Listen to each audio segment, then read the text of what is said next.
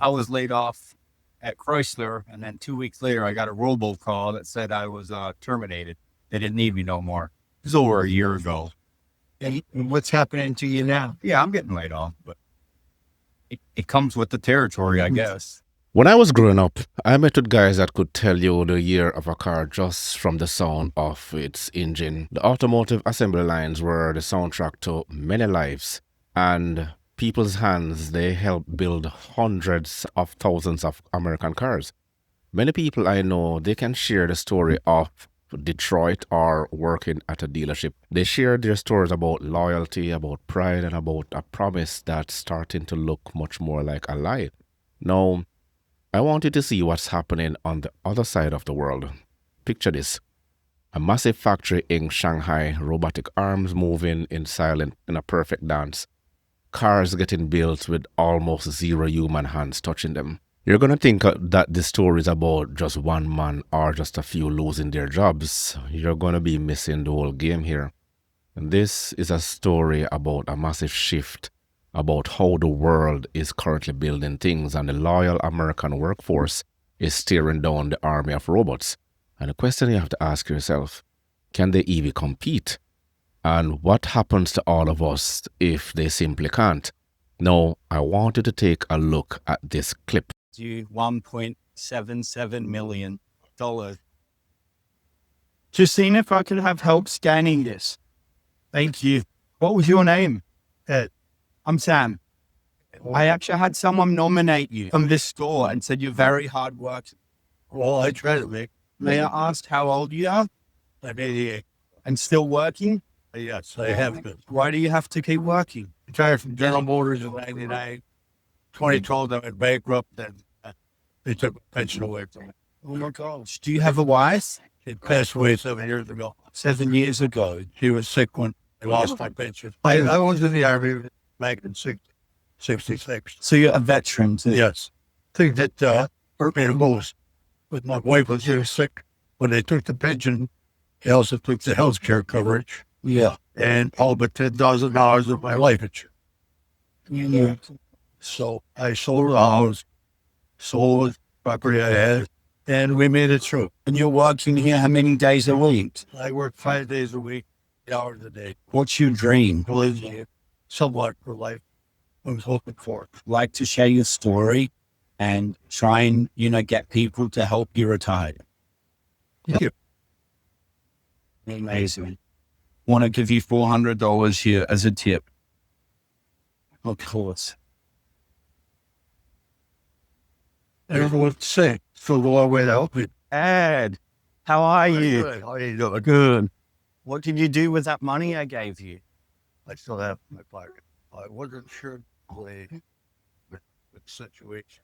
There was a few things you didn't tell me when you first met me about the amount of debt you're in. Actually, for $35,000. What they always take care of. You miss. Oh, This may be overwhelming, but we do have a little surprise for you. So if you would like to come with me, there's a lot of support for you here, man. I want to reveal that this is one of the largest individual fundraisers in GoFundMe history. If you want, you will be able to retire because we've raised you $1.77 million.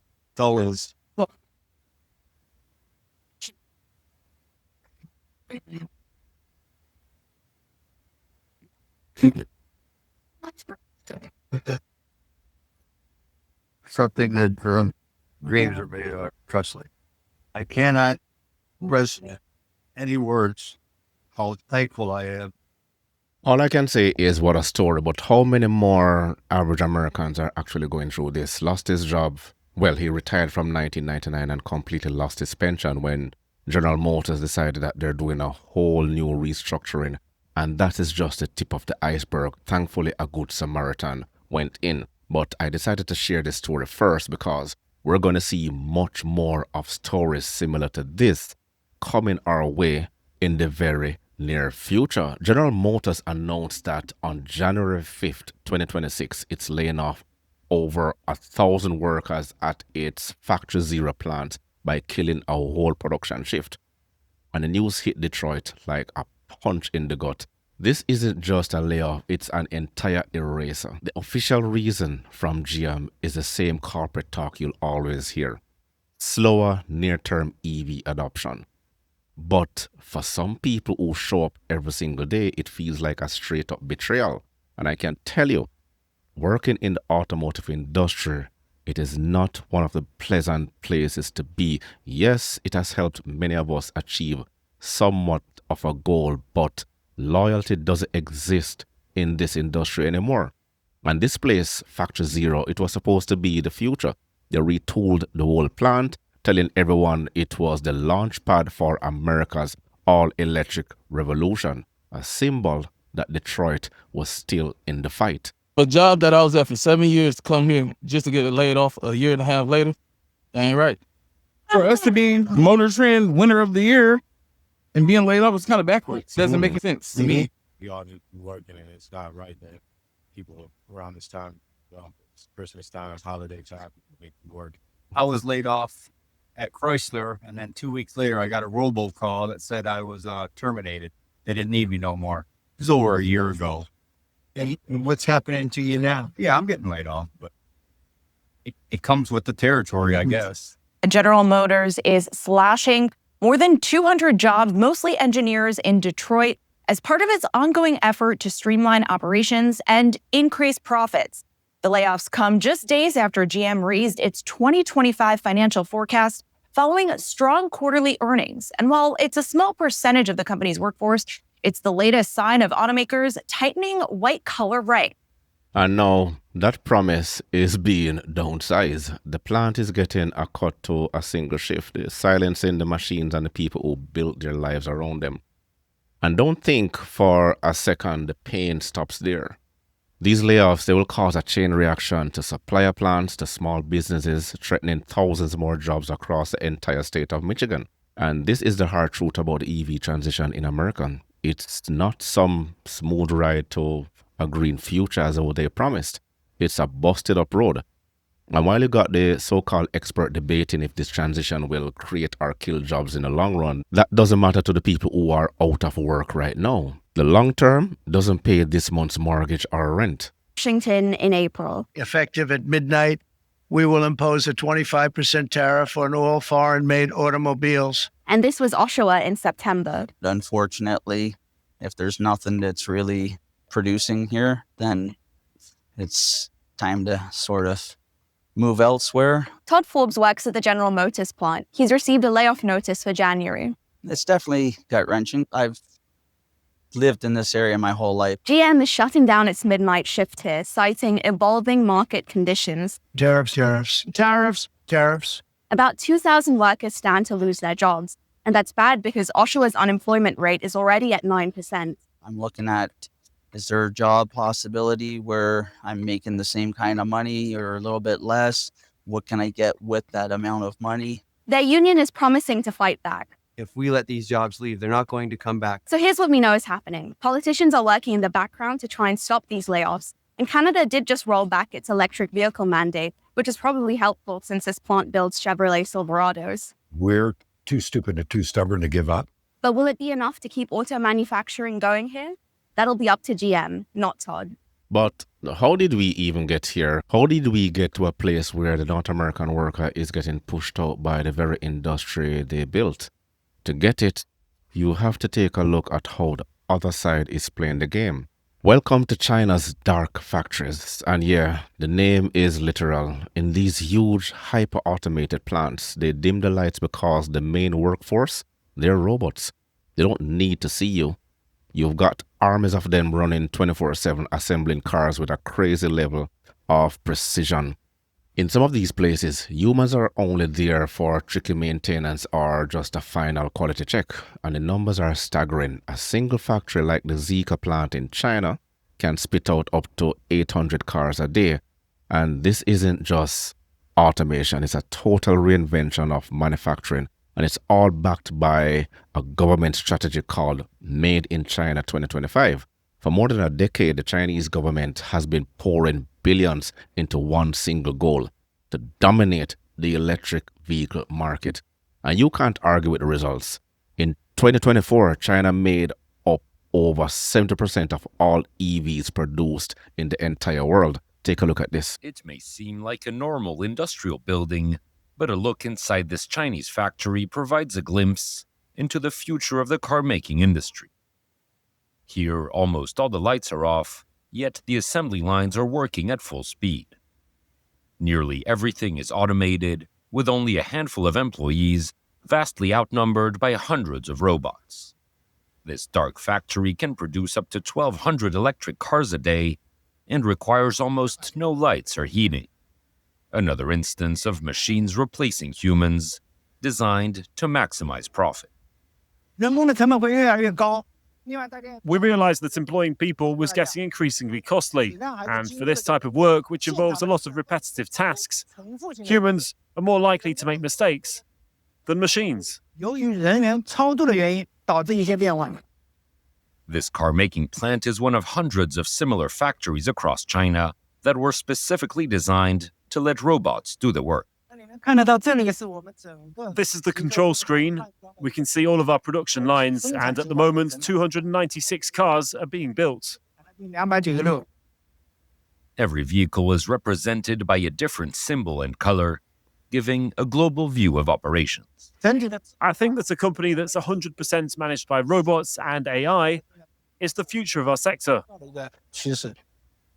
But even robots aren't perfect and require regular maintenance. Here, a single faulty machine can bring the entire operation to a halt. And while humans remain a necessary presence, the factory employs 7 times fewer people than a traditional car-making plant. Our job is just to help the robots. When they're doing the welding, we just double-check. It's a big change compared to my previous job. In one of the factory's rare lit-up spaces, vehicles are submitted to a final check before being shipped to retailers. They didn't just build the factories, they built the entire ecosystem, and they tied in AI, advanced robotics, into everything. Meanwhile, what was the American game plan? There wasn't one. The US market has been all over the place, driven by consumer moods and the government incentives that change like the wind. American automakers, they're stuck trying to cram new tech into old factories, built for gas engines, a slow, expensive mess. Their competitors in China, they're building brand new hyper-efficient factories from the ground up. The result is a gap that's getting wider every single day. And while the US is dealing with the pain of a slow transition, China is building the future of the car at lightning speed. You've seen a 34% pay increase in your salary. You make almost $30 million. Why should your workers not get the same type of pay increases that you're getting leading the company? Well, if you look at compensation, my compensation, 92% of it is based on performance of the company. I think one of the strong aspects of the way our compensation for our represented employees is designed is not only are we putting a 20% increase on the table, we have profit sharing. So when the company does well, everyone does well. But if you're getting a 34% pay increase over 4 years and you're offering 20% to employees right now, do you think that's fair? I think when you look at the overall structure and the fact that 92% is based on performance, and you look at what we've been doing of sharing in the profitability when the company does well, I think we've got a very compelling offer on the table, and that's the focus I have right now. And that's Mary Barr, CEO of GM, who made over $30 million in 2024. That's the allegation. But she's sitting by watching the global competition annihilating GM. This global competition isn't just some headline news anymore. It's a direct threat to the dinner table of thousands of families. The talk in the break room and on the streets won't be about overtime anymore. It's about humanoid robots. AI is here, and I don't want anyone to get it twisted. This is not science fiction. The robots are already punching the clock. Down in Spartanburg, South Carolina, BMW is using the Figure 02 humanoid robot on its assembly lines, and these things can work 20-hour shifts doing the same repetitive task over and over and over. Over at Mercedes-Benz, they're testing the Apollo humanoid robots to carry parts and help with inspections. And Chinese automakers like BYD and XPeng are already putting their own humanoid robots to work. The experts will tell you this tech wave is going to reshape the workforce. The jobs of the future won't be on the line. They'll be in robotic maintenance and AI programming. But here's the problem they don't want you to talk about. The change is happening faster than people can actually adapt to it. And for every one new tech job they create, they're killing multiple traditional manufacturing jobs like what you're seeing online. And the new jobs need totally different skills and training that leaves a huge painful gap of unemployment. And the unemployment rate is growing. So legacy workers are left feeling abandoned. Their union, the UAW, they fought for and won historic raises in 2023, but a lot of workers feel like those wins means nothing if the factories themselves are disappearing. And they see companies investing in billions in automation and have to ask themselves, are they investing in a future that doesn't include me? The fear isn't just about competing with a worker in another country anymore. It's about competing with a machine that never gets tired, never asks for a raise, and never ever goes on strike. So is this it? Is this the end of the American auto worker? Is that whole legacy of Detroit manufacturing about to become an artifact? The immediate future looks rough. EV demand has cooled off, and you can expect more layoffs as companies are hitting the brakes. Now think about it, an electric vehicle's drivetrain has about 20 moving parts compared to about 2,000 in a gas car. In the long run, that could mean they don't need as many people to build them. But the story isn't over, just another way forward, but it demands a complete change in our mindset. It's called a transition. The idea that you don't move into a new economy by leaving your most loyal people in the dust. Loyalty doesn't exist anymore. Just shut down its innovation center. Hundreds of Georgia jobs gone. You know, I took notes. Let's talk about it. General Motors just confirmed it's closing its Roswell-based innovation center, and more than 300 employees are losing their jobs by the end of the year. The center originally opened in 2013 as a part of a $26 million investment to bring over 1,000 high-tech jobs to Georgia. But it's now shutting its doors as GM redefines its site strategy.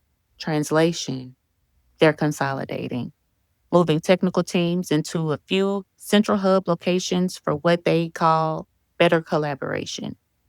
About 325 jobs will be cut, while others may go remote or relocate to other facilities. GM says some workers with specialized skills could be transferred, but not everyone will get that offer. All affected employees are being offered severance. But still, this marks the end of a big tech era promise in Georgia that once symbolized innovation and job growth. Closures like these are becoming common. We're going to see more of them. Of course, this is due to automation and AI. I have more to say, but I signed an NDA on an AI project, so I've pretty much said all I could say on my page about this, but let me know what y'all think. Fair or foul, put it in the comments. Oh, and I forgot to tell y'all, UPS year-to-date has laid off 48,000 workers. Their goal for the year was 20,000. So I'm not sure how they're getting away with this extra 28,000, but that's what they're doing. Now, mind you, they just announced $1.3 billion in profit. The assembly line defined the 20th century. The robot is defined in the 21st. The only question left is who is going to be in the driver's seat and who is going to get left behind on the side of the road. This is bigger than just the auto industry. What are your biggest worries about automation in your own career? Let me know what you're seeing out there in the comments below. And if you want to keep digging into the real stories behind this changing world, make sure you like, subscribe, and hit that notification bell. Remember to grab a copy of my ebook, The Parts Manager Guide, and I will catch you in the next one.